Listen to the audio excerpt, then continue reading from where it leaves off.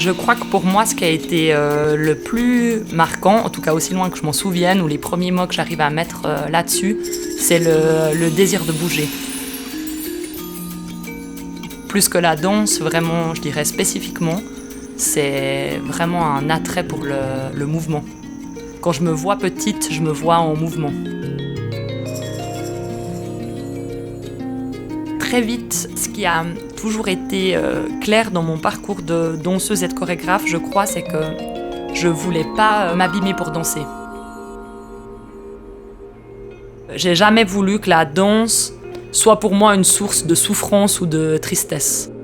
J'ai toujours préféré travailler hors de mon domaine principal pour avoir une source de revenus financiers. Donc par exemple, j'ai fait du service, je m'occupe d'une manifestation de dessin en plein air pour la ville de Vevey, j'ai fait de l'administration culturelle, etc. Donc j'ai toujours aussi été chercher des sources de revenus ailleurs, dans des espaces qui pour moi étaient nourrissants, avec des rencontres, avec des projets que je pouvais défendre, plutôt que faire des spectacles de danse qui en fait m'intéressaient pas. Donc pour moi ça a toujours été clair.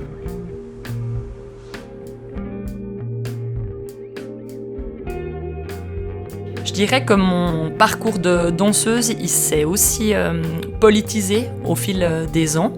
Bon, évidemment, on n'a pas la même conscience politique parfois à 15 ans qu'à 20 ans, qu'à 30 ans, qu'à 60 ans. Donc j'ai aussi un parcours de militante, notamment via des collectifs comme la Grève des femmes, Grève féministe. Et puis, pour moi, il y a aussi, comme dans la danse, il y a une grande puissance politique dans le yoga. Yogena chitasya padena wacha. C'est pas quelque chose encore que j'arrive vraiment bien à thématiser parce que c'est encore aussi assez nouveau pour moi. Mais dans le yoga, il y a une approche du corps qui est décolonisante, il y a une approche du corps qui est non productiviste, il y a une approche du corps qui est justement d'acceptation de ses entre guillemets, faiblesses, défauts, failles. C'est un art ou une technique qui touche à tout, donc ça change le corps, ça change l'esprit, ça change l'attitude, ça change la façon de voir les choses. Enfin, c'est évident que ça m'a transformée.